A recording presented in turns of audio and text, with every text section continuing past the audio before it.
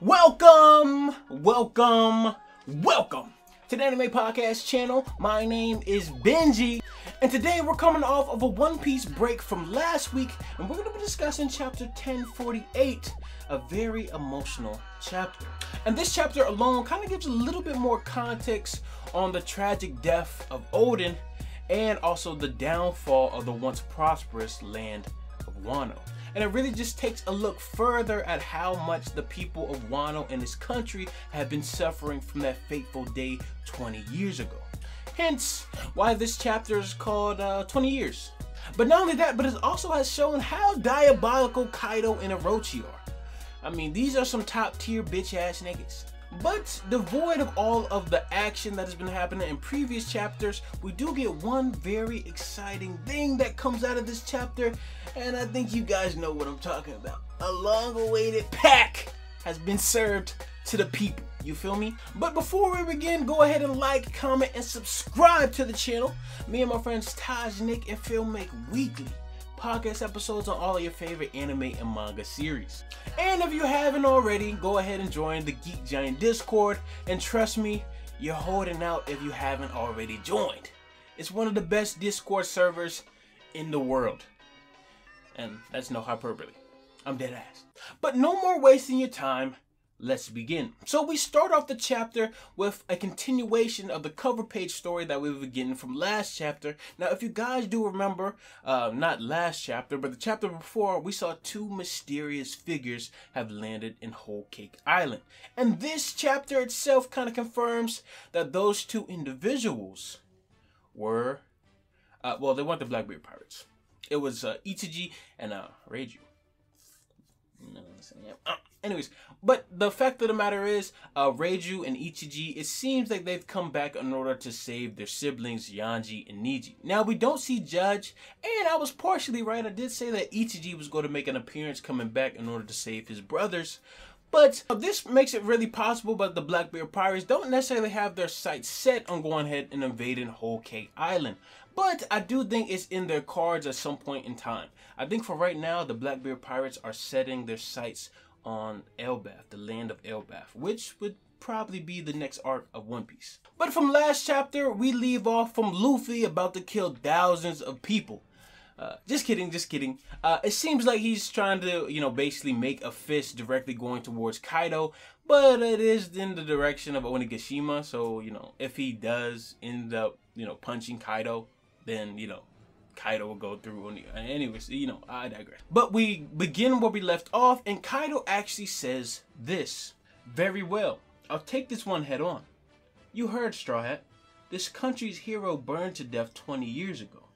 And we see yet another form from Kaido, and it's basically called the Flaming Drum Dragon. And basically Kaido engulfs his entire body in flames. And this may be related to something a little bit later on in the chapter with Orochi that I want you guys to see, but it's very interesting to just kind of see this flaming dragon and Orochi's flaming dragon a little bit later on in the chapter. But if we're going to be honest, it's crazy to see that Kaido has this much in his bag. I mean, goddamn! So far, in my opinion, one of the strongest characters in One Piece of all time. Besides Luffy, of course, but dang, like, Kaido has so much utility in his bag, is wild. But this form is so hot that Kaido is actually able to melt the horns of the Onigashima Island skull, and basically he melts it like butter. And Kaido even makes it known that if Luffy even touches him, that he'll, suffer the same fate as the horn he just melted. But as we all know, Wano has been all about Ryu, our advanced armament hockey. Luffy doesn't need to touch Kaido in order to make an impact. Luffy and Kaido then, in a godly panel that Oda has drawn up for us, basically clash with both of these attacks. Now, Luffy uses a new attack called the Bajrang Gun. Now, I may be saying this wrong. Please correct me in the comments if I'm saying this, incorrectly. But the fact of the matter is, this actually translates to a god, a Hindu god, the Hindu monkey god, which also is a reference to Sun Wukong within Chinese mythology. But not only that, we also see Kaido use a new attack himself called the Blazing Bagua. And I'm pretty sure, you know, I don't know how many baggies he has in his bag, but I mean, you know, he's just throwing them out like crazy. But after this, we actually cut to the samurai within Wano, the people who are fighting within Onigashima.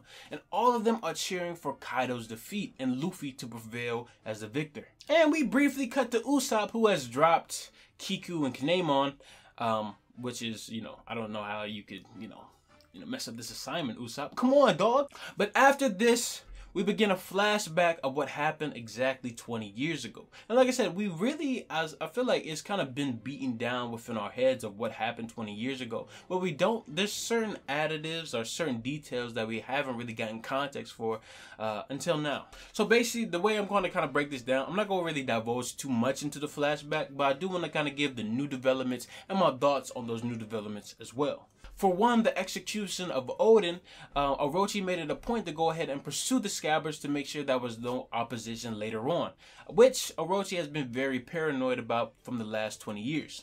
And this was also done in order to eliminate any trace of the Kozuki clan, which Kaido himself wanted to go ahead and eliminate Momonosuke. And the thing about it is the people of Wano were pleading with Orochi to go ahead and let this be, to not pursue the Kozuki clan any further. And Orochi and Kaido's bitch ass, they had different plans. They made sure to burn the Kozuki estate, as well as Momonosuke's mom and any trace of the Kozuki clan. And also, they had the goal to go ahead and try to get the daimyo of Wano on their side. And, you know, that didn't go so well for the daimyo. They got murked, just letting you know. And this was all an attempt to make a new version of the once great Wano and basically having it a weapon state. And just this turnaround leads to a dark and depressing sight for Wano and its once flourishing, you know, attributes. In the same way that we've been seeing from people of Fishman Island as well as Dressrosa, Wano is no different. They all this time have been looking for a savior in order to free them from this basically exhausting, you know, lifestyle. And Monkey D. Luffy and the Straw Hats are exactly that guy. He's him. He's him. The fact of the matter is, men were ripped from their families and forced to work in labor camps. People were starved and forced to eat leftovers of smile fruits. And this was all basically, you know, maneuvered by Orochi himself. And this is why I say he's one of the top tier bitch asses of One Piece. He's so diabolical and so selfish in his ways and his ambitions that he doesn't regard any mercy for anyone who even like asks for it. He's very much a vile character in my opinion. And truly, man, Orochi is really one of the most vile and unforgivable characters that we've seen in the One Piece storyline. And the only reason he's like this is because of the backing of Kaido, which is really crazy. A man who will stoop so low in order to accomplish any single goal or all of his selfish goals, and really has been paranoid for the last 20 years, just making sure that he stays in power. But after this, we actually cut back to Orochi, who has been burning alive, and basically he's trying to take his vengeance out on Koromasaki and hopefully bring her down with him because he is on his deathbed. And also, I want you to see the reference between the burning dragon of Orochi and the burning dragon of Kaido. Now, I do want to kind of see the correlation between the two because I feel like Oda did this specifically in order to kind of combine how diabolical these individuals are. Also, I want to see if there's something that ties into mythology with two burning dragons. But like I said, if you guys know anything, go ahead and leave it in the comment down below. But just in the nick of time, Denjiro, who we haven't seen in a very, very long time, comes in and supplies us with that well-deserved, well-established pack, my boys.